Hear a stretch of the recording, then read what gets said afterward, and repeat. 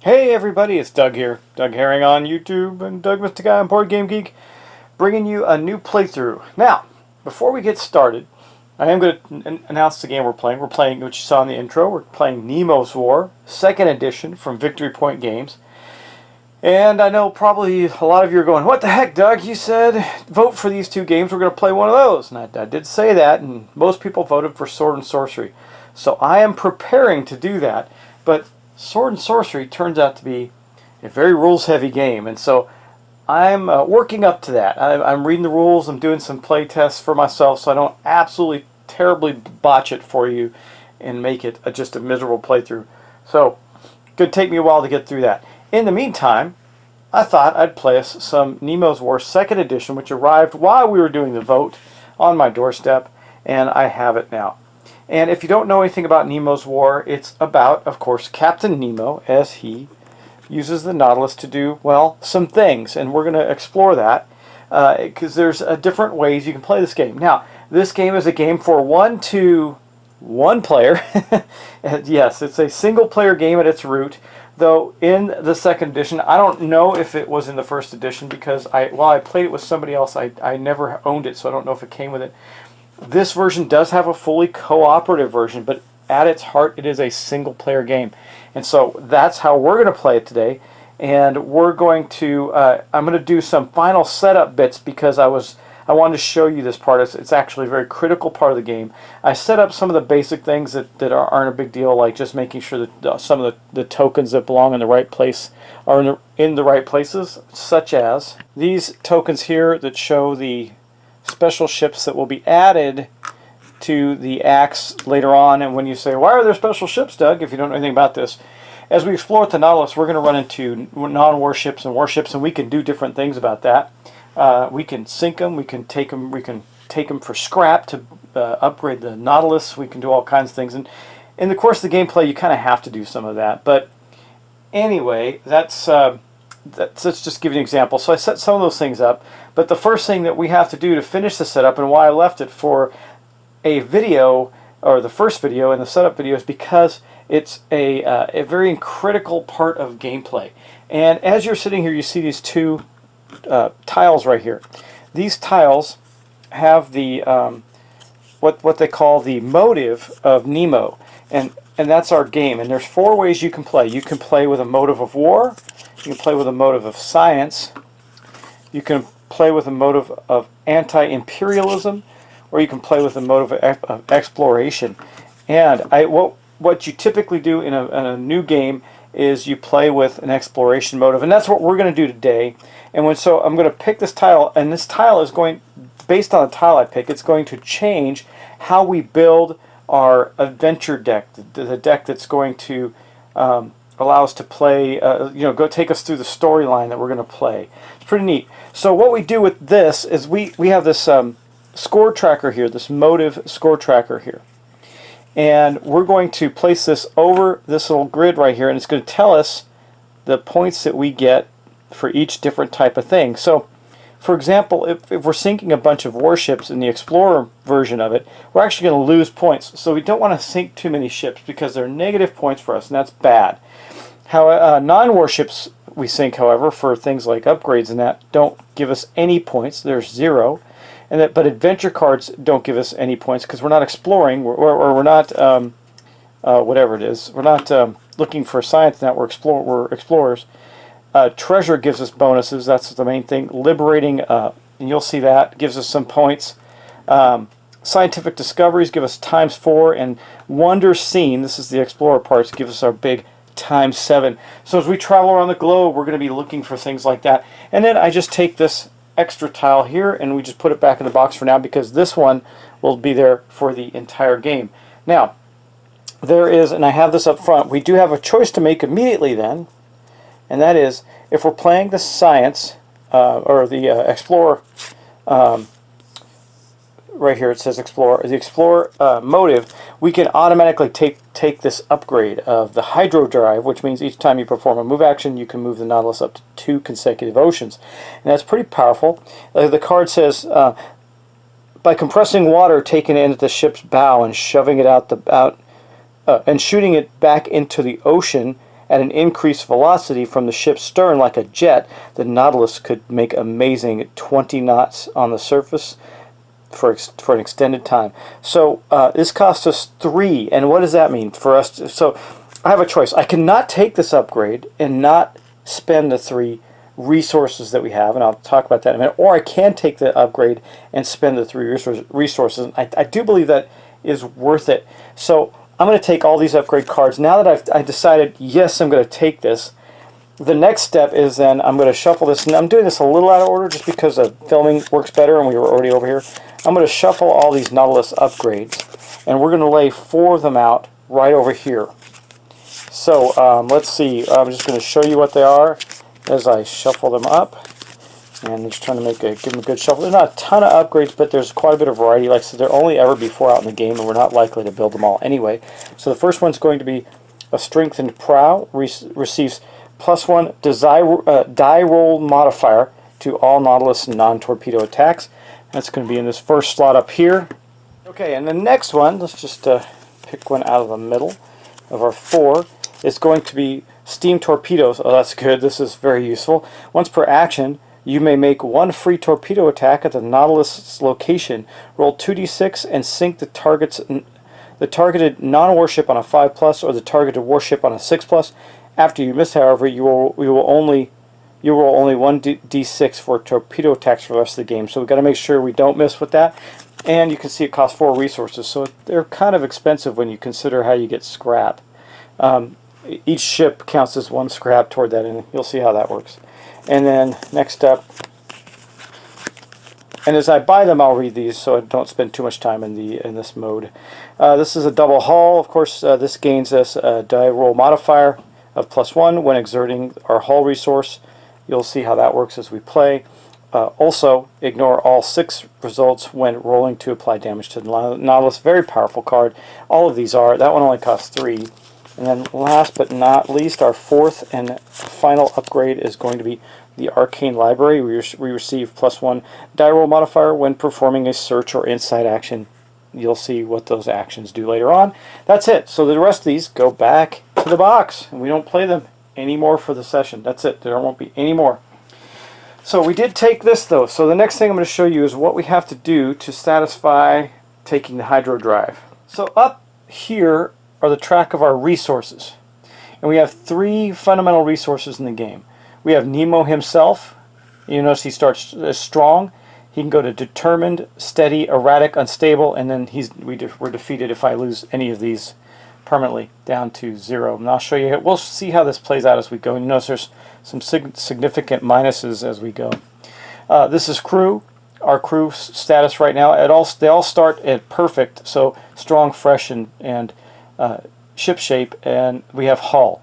So now when I say I have to spend 3 resources, I have to spend 3 of these resources. I honestly think the best way to do that is to spend, and to do that means we exert them, but that means that these go to here. So they're going to go to here, here, and here. That's spending the 3 resources. Now when we go to exert something, you saw me say exert the hull. That means we're going to put it here. It's going to give us a +2 to our die roll. If we succeed, we get it back. If we fail, we lose it. So it's an important thing to remember. And there's going to be opportunities for me to get these back. So I think that Hydro Drive was worth doing that for. Okay, that's that. Now, you also see up here, there's this track. It's our reputation track.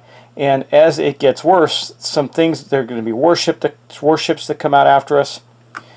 Here and here, they get tougher as they go, and we start to suffer penalties as we become too reputable as Captain Nemo. See, at first we're in obscurity. No one really knows who Captain Nemo is, and as the Nautilus does more, and this is the Nautilus, by the way. It's a nice miniature of the submarine that we'll be having on the board.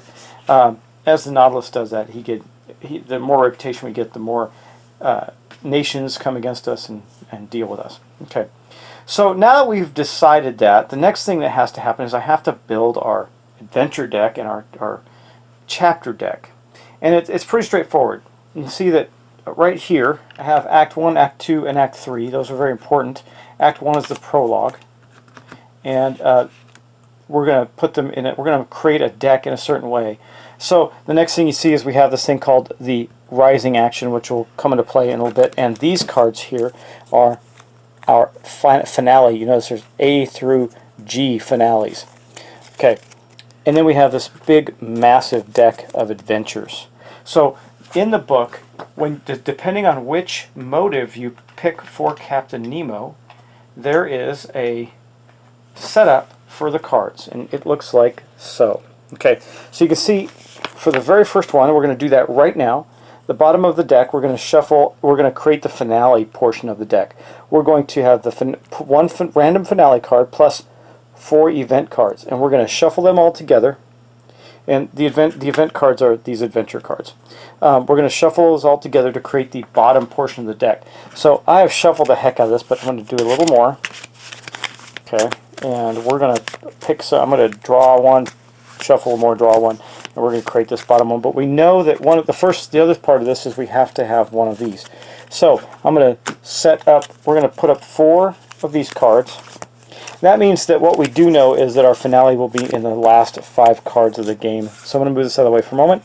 Put one, I'll cut it, put another, cut it again, put another, cut it again, put another. That should give us a good variety. And then we're going to shuffle these up. And we're going to pick one to put in there. And then once we do that, these will go away from the game for this game. So we took one of our finales. I'm just going to cut it again, and we're going to take that one and put it there. Okay, now we're going to shuffle all these up. And just make sure they're all the right way so I don't know which one's which. We're going to shuffle them all up.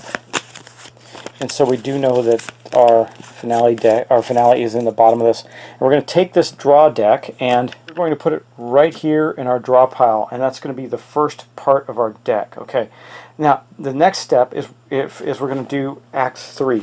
Okay. Now, Act 3 tells us to put in that rising action card, which is a bad card for us, plus these event cards depending on what motive we took. So we took Explore, so we're going to put 8 cards plus this rising action card in Act 3. So we're going to deal out, let's see, 1, 2, 3, 4, 5, 6, 7, 8. And then we're going to take this rising action card. We're going to place this in here as well. We're going to shuffle the heck out of these. And that's going to form our Act 3. Okay, I think that's good enough. Okay, I will give it one more cut. Boom. And then what we're going to do is take the Act 3 card, we're going to place it on top of that. So now we know we have our Act 3 built. We're going to take Act 3, we're going to put it on top of that pile right there. Then we're going to do the same thing for Act 2 and Act 1. I'll do the rest of it off camera, but I just wanted to show you how this is going to work. So in Act 2, we're going to have another 8 cards in Act 2, and then 6 cards in Act 1. So I will set that up, and we'll get ready to continue on. Okay, and now we have our completed adventure deck with our prologue card. See, it says right here, just so you can see that clearly, it says prologue on top. And we're going to go through the 3 acts of the game to play Nemo's War. This track here is our action track, and we'll deal with that in a little bit. We get action points during a certain step of the game. And when I'm looking at the difficulty level just to make sure I place it correctly. Yeah, on a normal one, we're going to place it on the 1 space right now. So it's going to start with 1. Okay, and that means that the rest of the adventure cards are going to go right here. And that is that's really the most complicated part of the setup. Now we do have to set up undiscovered ship tokens, and I'll show you what that looks like. So you can see all the different oceans. We got the Indian Ocean, South Atlantic, Eastern, Central Pacific, and Cape Horn, Cape of Good Hope, and the major oceans are the ones we have to deal with. The ones with these numbers on them, 1, 2, 3, 4, 5, and 6. Now you can see that they have these darkened spaces there. Each one of those is going to get one of these tokens. These tokens are the same. They don't mean anything. They just show that there is a ship there that we are not aware of. So it's going to be 1 in the Indian Ocean, 1 here in the South Atlantic. It's going to be 3 in the European seas. And as we go through the turn phases, we'll discover, and we go to these locations, we'll discover what these ships are. It's a really neat gameplay, by the way. I hope you'll enjoy this. So we get 1 there, 1 there, and I believe, yes, we have 1 in the South Pacific Ocean. Okay, that's that. Now, there's one more piece of setup. You also see that we have these treasure tokens. That does not mean there are treasures there. That means there are treasures that can be discovered. And we're going to use these colored gems. Now, the color of the gems really don't matter, but we're going to put 1 of these on each of the spots that have a number. So 1, 2, 3, 4, 5, and 1 more on 6. And now these components that I'm using are the ones from the Kickstarter. I don't know if they'll come in the setup. Now the other thing that we did for setup was we have this bag of treasures. So when we do collect these, we get to draw from this bag, and I'll give you an example and throw them back. So here's a treasure. It says retain X to gain 1 Nemo or keep for 4 treasure or victory points, explore points at the end of the game. Okay, and then we also have this other bag, which I've already done, which has an assortment of ships that will come out in the game. For example, this is a frigate, a warship that can come out during the game. Now, in that bag are the most basic ships, and you saw those stacks that I had on the board, for example, this one and this one. Those will get added to that bag when we are forced to encounter those. So that is one of the biggest, so far that's the biggest part of the setup. Now let me explain a couple of things for you. These cubes down at the bottom are for when we incite unrest in the world. We would take these cubes, for example, if we incite the Conscious Hawaii, we'd put 1 there. Or if we did the Shogun Rebellion, we'd put 1 here, for example. And those things you saw on our motives actually give us some victory points when we incite at the end of the game. So that's what those cubes are for. Now also, our play area. Now we haven't placed the Nautilus yet. I don't know if we'll do that at the end of this little episode or at the beginning of the next one. But we have our ship that will be on the board. It won't be here. We also have this attack ring, which says we're either making a bold attack or a stealth attack. Now, in a stealth attack, you can only attack 1 ship. In a bold attack, you can keep attacking after you win. We have these crew. These crew members are expendable, and and I mean expendable. If you use them, they get flipped over, and you end up taking bad things for them. In this case, you get -1 Nemo, for example, if you decide to use the first officer for the ability of +3 actions or +3 to a die roll modifier. These are one-time use, guys. Nemo sacrifices them. Now, if you don't use them, they're worth points at the end of the game. The first officer, for example, because you get a big bonus, gives you a 7 at the end of the game. And then we have the second officer, which gives you an action. The chief engineer gives you 2 actions. And then we have the captives of Captain Nemo, which if you watch 20,000 Leagues of the Sea or read the book, you'll know who these guys are. We have Ned Land. He's like a whaler or something like that, if I recall, and he gives you a +1 die modifier after the roll, which means you can modify your roll afterwards and make sure it succeeds. We have I think his name is Conceal. It's 1 reroll, and then Professor Aronnax is a +2 die roll modifier after the roll, so better than Ned Land. But again, if we use them, we flip them over, and that's the way they are for the end of the game. You can see that one increases our reputation by 1 because we killed the poor professor or sacrificed him. And then of course we have our special power, which I'll just place right over here at the bottom, that tells us about our hydro drive for movement. And that is basically the setup. Okay, now let's take a quick look at the turn sequence. I'll go over the rules just a little bit, and then we'll get into that'll end this video, and then in the next video we will start playing. So yeah, I have put all the other cards aside that I don't need so far, so we don't have anything else we have to keep on the board. We will be using some dice. I got 2 black dice, 3 white dice. Right now we only need to worry about 2 white dice for the moment when we start the game, but that will change. And then we look at a couple other things. So let's go through the turn sequence. One of the things I love about this game board, it's all contained, everything's contained in there that you need. You can see on the board what everything does. So the turn sequence is all right here. Okay, so the turn is going to start with the event phase. We're going to reveal the top card of that event deck that we built earlier, that has the adventures, the Act 1, Act 2, Act 3, and the finale. Then we're going to do placement phase. We're going to roll dice shown on the current act card. If white dice rolled or selected are used doubles, then there's a lull turn. A lull turn is different than a standard turn. A lull turn gives us some, it has some disadvantages, but it has some pretty good advantages too. It means it was a turn where not much happened in the world and we get to take a bit of a breather. Okay, like we don't receive any action points, for example. But in the standard phase, we would then go on with the placement phase, continue on. We'd place the ship tokens. We'd use a differential roll to determine the number of action points. What that means is we would roll 2 dice, and we would take, so if I rolled a 4 and a 1, then I would take the 4 and I'd minus it from the 1, and that would give us 3 action points.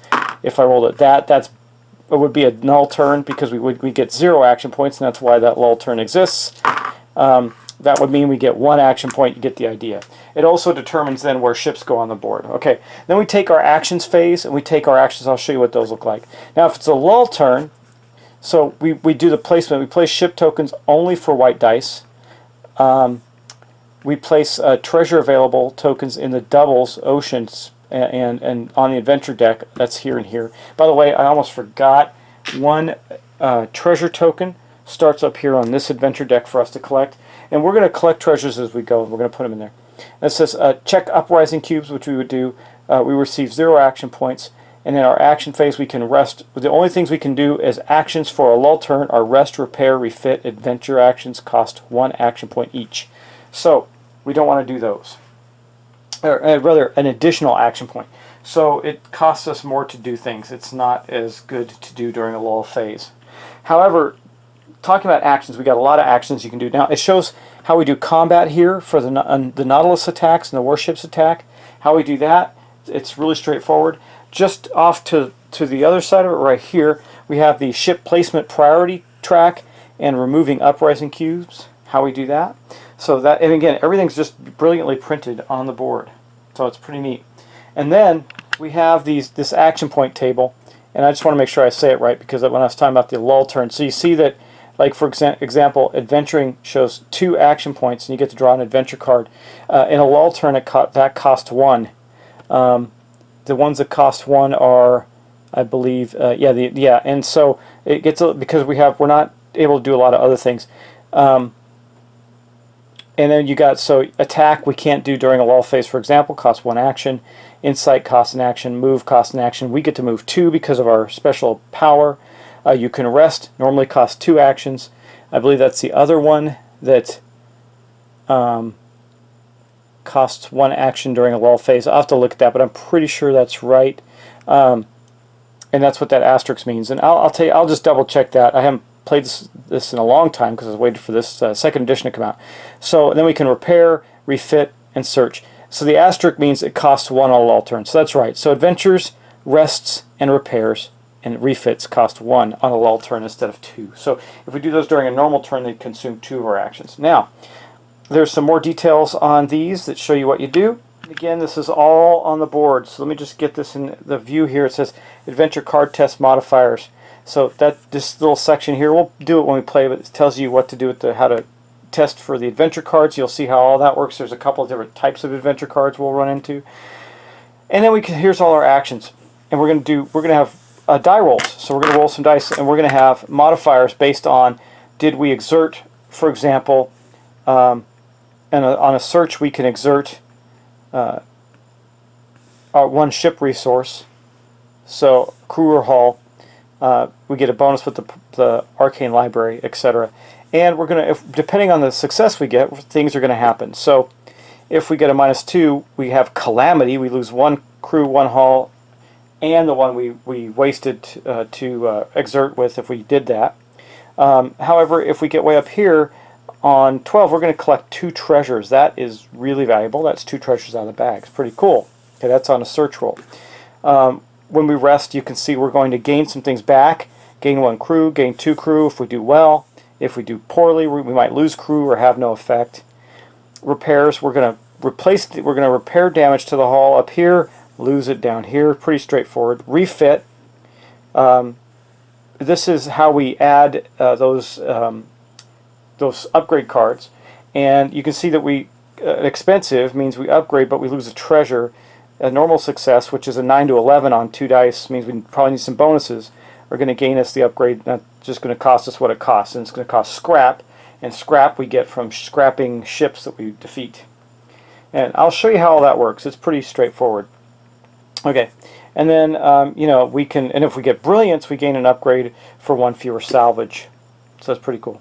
And then, of course, there's insight. Again, you know, the higher we roll, the better we do. And you'll see how that works as we play. It's really very intuitive and very easy to manage. I kind of want to cover the scrap thing. So just to give you an example, I'm going to pull a ship. Let's say we destroy a ship in the Eastern Pacific. Okay.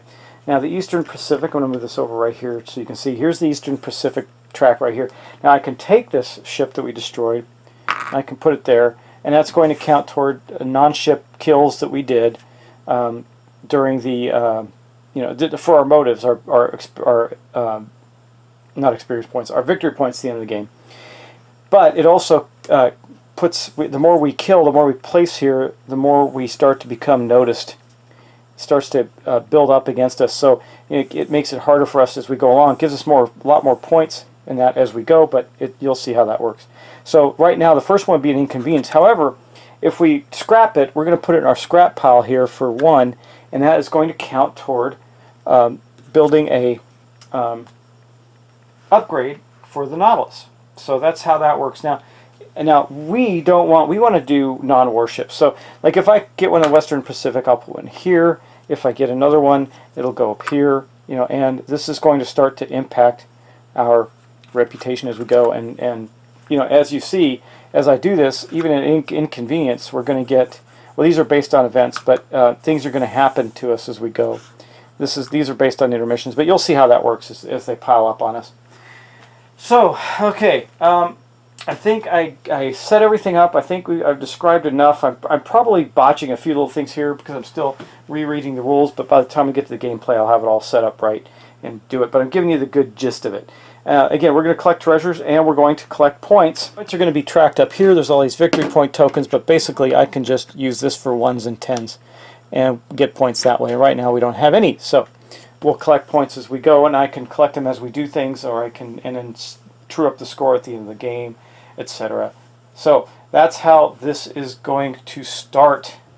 Now, also, depending on how well we do, how do we win? So that's the question. So it's a really simple answer, actually.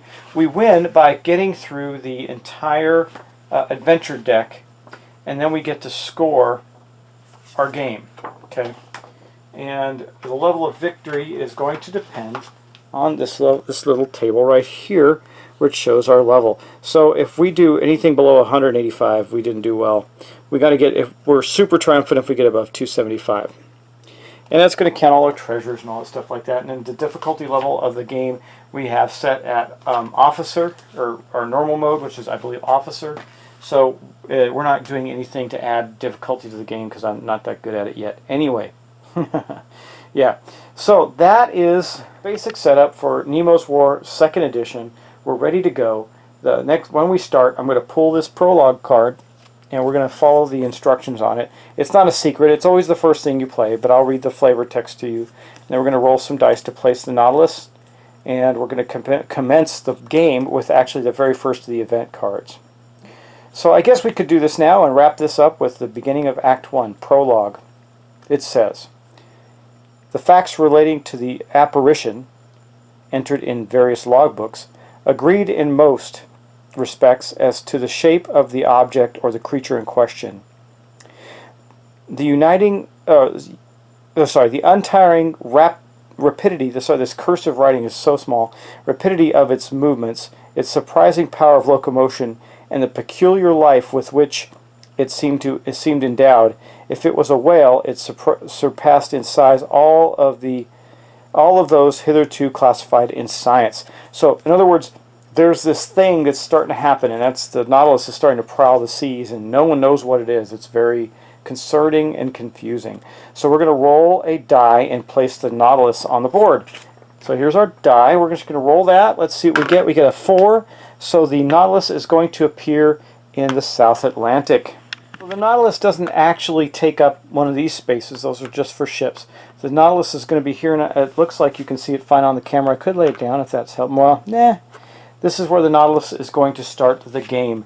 And then it says, roll only 2 white dice to begin the placement phase. Well, we're not going to do that yet. We're just going to put this in the pass box right here, even though it's not going to give us any points. And then when we start the game, we're going to draw the top card per the instructions here that will be our event phase, which is the very first step in the turn sequence. And that's how we're going to start the game. So there's various reports that there is some kind of thing in the water that's belying reality, and we know it to be Nemo's awesome submersible, the Nautilus, the first submarine ever in documented history, I guess, in fiction. So that's going to be where we start, and it's a really cool game. It's highly thematic, a lot of storytelling, and you can see how we score and all that good stuff. So I hope you enjoy this. That is Nemos War 2nd Edition by Victory Point Games. And I didn't talk about the designer, but it's by Chris Taylor, which is right down there at the bottom. Victory Point Games does some of my favorite games. I just did a preview of Renegade, that is Ricky Royal's game, or Richard Wilkins, it will be produced by Victory Point Games. I've also played Darkest Night 1st and 2nd Edition several times. I've done Dawn of the Zeds. I'm a big fan of Victory Point Games. I did Healthy Heart Hospital. I'm trying to think of what else I've done from them. But those are the main ones. Healthy Heart Hospital is a lot of fun too. So is this. And we're going to enjoy this a lot. So get buckled in for a ride on the Nautilus, and we're going to take the role of Captain Nemo and explore the 7 seas, trying to become the most explored that we can and learn as much about the world as we can through our exploration using the Nautilus. We're not going to try and fight. We're not going to try and kill things, even though we probably will, and we'll have to at some point just to do some of the things we need to do. But it's going to go well. And again, I'm doing this now because I'm prepping to do Sword and Sorcery. I've taken all the components. I've been reading the rules. It dawned on me how deep that game is and how long it's going to take me to get it ready to play fairly. So this will be a fun one. Guys, thanks so much. Thanks for all the subscriptions, all the support. I get a ton of support from you guys. I cannot tell you how much I appreciate it.